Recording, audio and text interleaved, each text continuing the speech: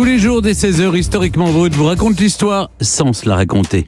Et elle nous raconte des histoires où, comme en vélo ou à vélo, ça grimpe souvent. C'est Clémentine Portier-Kaltenbach. Aujourd'hui, Clémentine, point de vélo, mais c'est à cheval que vos héroïnes du jour montaient. Des femmes chevaliers qu'on appelait alors des chevaleresses. Ouais, je sais pas comment j'aurais fait, parce que moi j'ai peur des chevaux. Hein. C'est vrai ? Vous n'êtes jamais monté à cheval ? Si, je suis sur plusieurs fois, mais ça s'est toujours mal passé. Et donc une fois, pour les besoins d'une émission de télé, c'était à Aigues-Mortes et on voulait que je fasse Marguerite de Provence saluant les croisés. J'ai dit pas du tout, moi je suis ou un croisé à cheval avec la musique de Thibaut des Croisades ou rien du tout.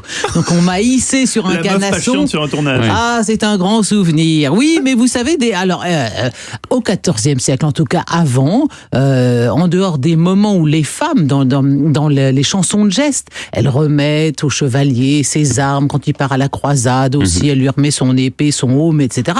Mais la femme a un rôle exclusivement passif.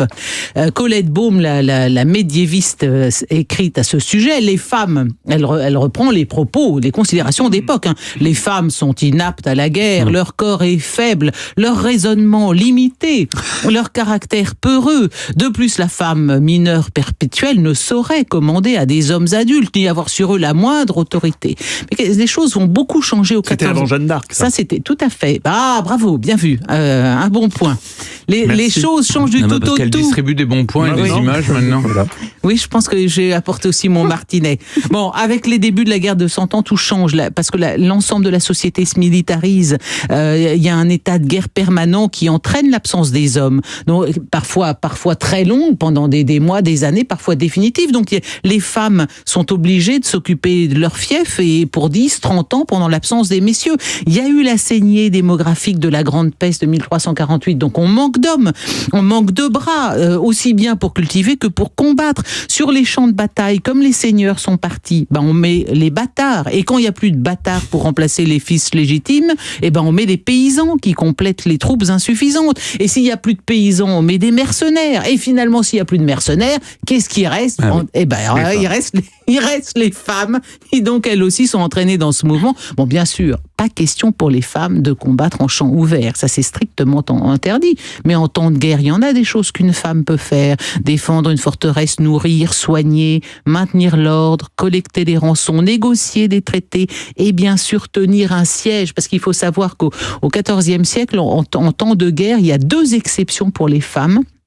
Il y a d'abord les croisades.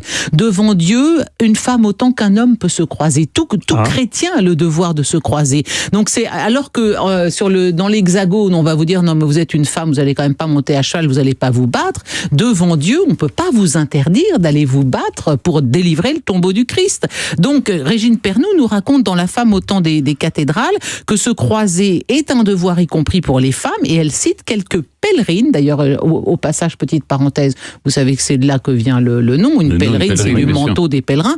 Certaines n'hésitent pas à revêtir la cotte de maille, à coiffer le casque et à manier l'épée, comme les épouses des Normands de Sicile ou la margravine Ida d'Autriche qui prendra en 1101 les armes elle-même et partira pour la Palestine. Oui, on peut, pour délivrer le corps du Christ, là, les dames ont droit de monter à cheval et de se battre.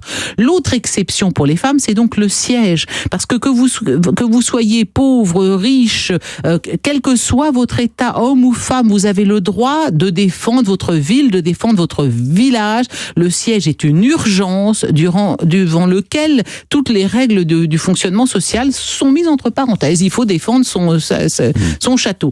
Alors, Colette Baume, toujours, raconte le combat d'une certaine Pernelle de la Rivière qui a tenu un siège héroïque contre les Anglais en 1418 dans son château de la Roche-Guyon, à la frontière de la Normandie. Son mari avait été tombé 3 ans plus tôt à Azincourt. Elle est devenue une des dames de compagnie de Marie d'Anjou, la mère de Louis XI, et on pense que Jeanne d'Arc l'a rencontrée, cette femme. C'était une combattante. Hein. Il y a eu aussi la guerre des dames dans les années 1350 entre Jeanne de Flandre, qui était soutenue par les Anglais, et Jeanne de Penthièvre, héritière de Bretagne. Celle qui était côté anglais, on l'appelait Jeanne la Flamme. Elle a fait une sortie de son château d'Hennebont à cheval, et puis pendant la nuit, elle est allée mettre le feu aux tentes ennemies, donc aux tentes françaises, hein, et elle a pu libérer sa vie. Donc sa ville, donc des combattantes comme ça, il y en a eu. Il y a surtout surtout chez les Anglais. Alors ça m'énerve par contre. C'est vraiment dans l'Empire plantagenet. En France, il y en a très peu, mais soyons bons joueurs. Oui, Isabelle de Conches, elle mène des armées féodales contre les seigneurs voisins, décrites comme aussi braves que plusieurs Amazones. Mathilde Lépresse, elle se bat contre son père, le roi d'Angleterre. Richard Visconti, Marie de Pouzol en Italie, grande cavalière, et elle a des troupes et elle loue ses troupes à droite, à gauche dans la région d'Alpes. Elle sait lire. Enfin, c'est une comète, c'est quand même une grande exception. En France, hélas, ces femmes se comptent sur les doigts d'une main. Alors on imagine, vous parliez de Jeanne d'Arc tout à l'heure, Mathieu, mais en effet, imaginez l'impression produite sur les esprits du temps par une petite jeune fille qui se présente vêtue en homme et qui demande à combattre les Anglais. Alors malgré toutes les réticences, on va commencer à s'habituer à voir des femmes sortir de leur rôle et éventuellement se battre.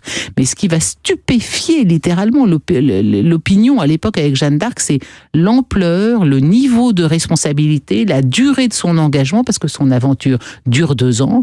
Et pendant ces 2 ans, elle a commandé à des hommes, elle a commandé à des grands seigneurs. C'est un truc ahurissant. L'épopée de Jeanne d'Arc renverse l'ordre du monde. Et cette transgression est aussi ce qui va forger sa légende. Mais ceci est une autre histoire. Et voilà. Et on n'en était pas monté. Le temps qui vous est imparti, malheureusement. Là, pour parler de Jeanne d'Arc, il nous faudrait encore une bonne heure. Je ne songeais pas à m'aventurer sur ces terres. Mais donc, disons que si elle revenait, certainement, elle, au 19e, à l'époque d'Alfonsina Strada, elle aurait certainement fait du vélo. Merci beaucoup, Clémentine.